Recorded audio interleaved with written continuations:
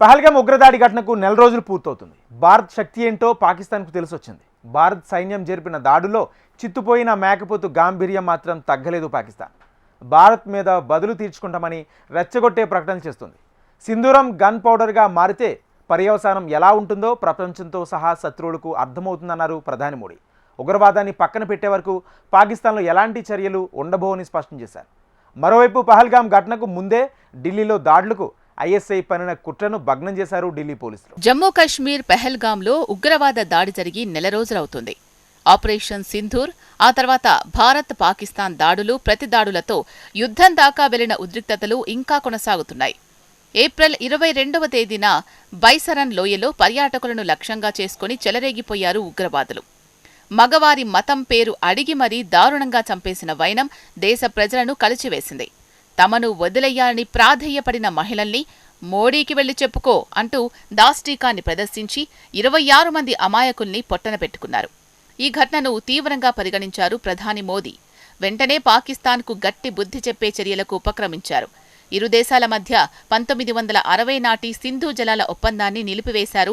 పాకిస్తాన్ హైకమిషన్లోని కీలక దౌత్యవేత్తలతో పాటు ఆ దేశస్థుల్ని బహిష్కరించారు. పాకిస్తాన్ సరిహద్దులను మూసేశారు. ఆ తర్వాత కీలకమైన ఆపరేషన్ సింధూర్ ప్రారంభించింది భారత సైన్యం. మే 7న పెహల్గాం ఉగ్రదాడికి ప్రతీకారంగా పాక్ పీఓకేలోని ఉగ్రమూకల శిబిరాలను సైన్యం నేలమట్టం చేసింది. అనంతరం నుంచి 3 రోజుల పాటు సరిహద్దు ప్రాంతాల్లో పాక్ సైన్యం కాల్పులకు తెగబడుతూ పదే పదే కవ్వింపు చర్యలకు దిగడంతో భారత సైన్యం ధీటుగా బదులిచ్చింది. చైనా నుంచి దిగుమతి చేసుకున్న రక్షణ వ్యవస్థలు, ఆయుధ సంపత్తి పాకిస్తాన్కు ఏమాత్రం ఉపయోగపడలేదు. భారత సైన్యం దాడుల్లో తీవ్రంగా నష్టపై కాళ్లబేరానికి వచ్చింది పొరుగుదేశం. చివరకు కాల్పుల విరమణ ఒప్పందానికి రావడంతో సరిహద్దుల్లో పరిస్థితి సద్దుమణిగింది. కాగా పెహల్గాం ఘటన కంటే కొన్ని వారాల ముందే ఢిల్లీలో భారీ ఉగ్రదాడికి పాక్ నిఘా సంస్థ ఐఎస్ఐ కుట్రపనినట్లు తాజాగా బయటకొచ్చింది. నేపాల్ గూఢచారితో ఐఎస్ఐ పనిన ఈ కుట్రను మన నిఘా సంస్థలు సీక్రెట్ ఆపరేషన్తో భగ్నం చేశాయి. భారత సాయుధ దళాలకు సంబంధించిన రహస్య పత్రాలు, కీలక ప్రదేశాల ఫోటోలను సేకరించడం కోసం పాక్ ఐఎస్ఐ తమ గూఢచారిని నేపాల్ మీదుగా ఢిల్లీకి పంపించినట్లు ఈ ఏడాది జనవరిలో ఇంటెలిజెన్స్ ఏజెన్సీలకు సమాచారం అందింది. కేంద్ర సంస్థలతో కలిసి ఢిల్లీ పోలీసులు సీక్రెట్ ఆపరేషన్ ప్రారంభించారు. అప్పటికే ఆ గూఢచారి అన్సారుల్ మియాన్ అన్సారీ ఢిల్లీకి చేరుకుని కొన్ని మిలిటరీ డాక్యుమెంట్లను సంపాదించాడు. ఫిబ్రవరి 15న అతన్ని అరెస్ట్ చేసి కీలక పత్రాలు స్వాధీనం చేసుకున్నారు. అన్సారీకి సాయం చేసిన రాంచీకి చెందిన అజామ్ అనే వ్యక్తిని కూడా పట్టుకున్నారు. విచారణలో ఐఎస్ఐ గూఢచర్యం చేసే నెట్వర్క్ గురించి అన్సారీ కీలక విషయాలు వెల్లడించినట్లు తెలుస్తోంది. అజామ్తో కలిసి మిలిటరీకి సంబంధించిన రహస్య సమాచారాన్ని సేకరించినట్లు అన్సారీ దర్యాప్తులు అంగీకరించినట్లు సమాచారం. దీనిపై మరింత లోతుగా విచారిస్తున్నట్లు ఢిల్లీ పోలీసు వర్గాలు వెల్లడించాయి.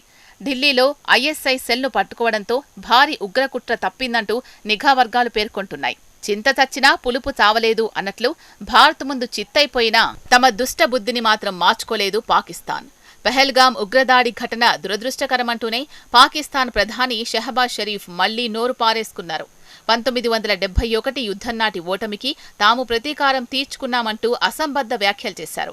భారత్ పాక్ మధ్య ఇటీవల నెలకొన్న యుద్ధ వాతావరణం ప్రమాదకర మలుపు తీసుకుని ఉండేది అన్నారు. పెహల్గాం ఘటన దురదృష్టకరం. ఇరు దేశాల మధ్య ఉద్రిక్తతలు ఏ క్షణంలోనైనా తీవ్ర రూపం దాల్చే పరిస్థితులు కనిపించాయి అని వ్యాఖ్యానించారు. ఉగ్రదాడి ఘటనపై నిష్పాక్షిక దర్యాప్తు జరపాలని కోరినా భారత్ దాన్ని తిరస్కరించింది అన్నారు. పెహల్గాం ఘటనపై అంతర్జాతీయ స్థాయి దర్యాప్తునకు తాము సిద్ధంగా ఉన్నట్లు చెప్పారు. మరోవైపు ఆపరేషన్ సింధూర్ ఇంకా కొనసాగుతోందని స్పష్టం చేశారు భారత విదేశీ వ్యవహారాల శాఖ మంత్రి ఎస్ జైశంకర్. పెహల్గాం తరహాలో మరో ఉగ్రదాడి జరిగితే భారతదేశం తప్పకుండా స్పందిస్తుందని, ఉగ్రవాదులు పాకిస్తాన్లో ఎక్కడున్నా వేటాడి మరీ దాడి చేస్తుందని తేల్చి చెప్పారు. ఐక్యరాజ్యసమితి ఆంక్షల జాబితాలోని కరడుగట్టిన ఉగ్రవాదులంతా పాకిస్తాన్లోనే ఉన్నారన్నారు. పెహల్గాం ఉగ్రదాడిని ఉద్దేశించి మాట్లాడుతూ పాకిస్తాన్ తన ప్రమేయం లేదని నటించకూడదు. పాక్ ప్రభుత్వం ఉగ్ర సంస్థలకు సహకారం అందిస్తోంది. పాక్ ఆర్మీ సరిహద్దు ఉగ్రవాదంలో పీకల్లోతు కూరుకుపోయింది అని ధ్వజమెత్తారు. ఉగ్రవాదం, భారత్ పాక్ మధ్య శాంతి ఒప్పందం పూర్తిగా ద్వైపాక్షికంగా జరిగిందని, మధ్యవర్తిత్వానికి అవకాశమే లేదని జైశంకర్ స్పష్టం చేశారు. శాంతి స్థాపనకు మధ్యవర్తిత్వం వహిస్తున్నట్లు అమెరికా అధ్యక్షుడు ట్రంప్ ప్రకటించుకోవడాన్ని జైశంకర్ తీవ్రంగా ఖండించారు. 2 దేశాలు పరస్పరం మాట్లాడుకోవడానికి మాకు హాట్లైన్ వ్యవస్థ ఉంది. కాల్పుల విరమణకు సిద్ధంగా ఉన్నామని మే 10న మాకు పాక్ ఆర్మీ నుంచి సందేశం వచ్చింది. దానికనుగుణంగా మేం స్పందించాం అని జైశంకర్ తెలిపారు. సింధూరం గన్ పౌడర్గా మారితే పర్యవసానం ఎలా ఉంటుందో ప్రపంచంతో సహా శత్రు దేశాలకు అర్థమైంది అని పేర్కొన్నారు ప్రధాని నరేంద్ర మోదీ. భారత్తో నేరుగా యుద్ధం చేస్తే ఓడిపోతామని తెలిసే పాకిస్తాన్ ఉగ్రవాదాన్ని ఎంచుకుందని ఆరోపించారు. ఇక్కడ మోదీ ఉన్నారు అనే సంగతి మర్చిపోయినట్టుందన్నారు. పెహల్గాం ఘటనకు జవాబుగా 22 నిమిషాల్లోనే ఉగ్రవాదులను మట్టుబెట్టామని తాజాగా బికనీర్లో జరిగిన బహిరంగ సభలో తెలిపారు. భారత్లో రక్తపు టేర్లు పారించిన వాళ్లను ముక్కలు ముక్కలు చేశాం. ఉగ్రదాడికి భారత స్పందన ప్రతీకార క్రీడ కాదు, న్యాయానికి కొత్త రూపం, సమర్థ భారత రౌద్ర రూపం. ఉగ్రదాడి జరిగితే మన సమాధానం ఇలాగే ఉంటుంది అన్నారు మోదీ. మన మహిళల సింధూరం చెరిపేసిన వాళ్లను మట్టిలో కలిపేశాం. ఉగ్రవాదులకు ఇకపై ఇలాంటి జవాబే దక్కుతుంది. పాక్తో వాణిజ్యం లేదు, చర్చలు లేవు. ఒకవేళ చర్చలంటూ జరిగితే అది పాకిస్తాన్ ఆక్రమిత కశ్మీర్ పైనే. అణుముప్పు బెదిరింపులకు దేశం జడుచుకునేది లేదు. ఉగ్రదాడి జరిగితే కోలుకోలేని విధంగా సమాధానమిస్తాం.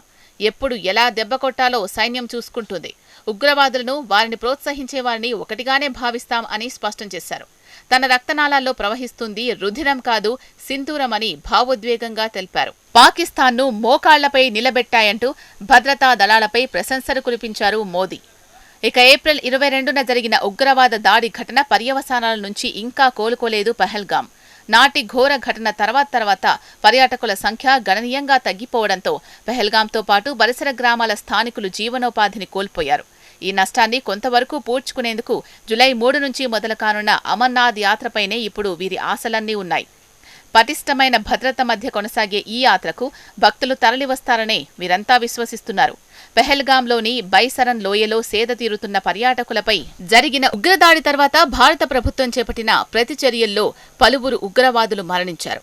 అయితే పర్యాటకులను ఊచకోత కోసిన ముష్కరులు మాత్రం ఇంకా భద్రతా దళాలను తప్పించుకునే తిరుగుతున్నారని అధికారులు వెల్లడించారు.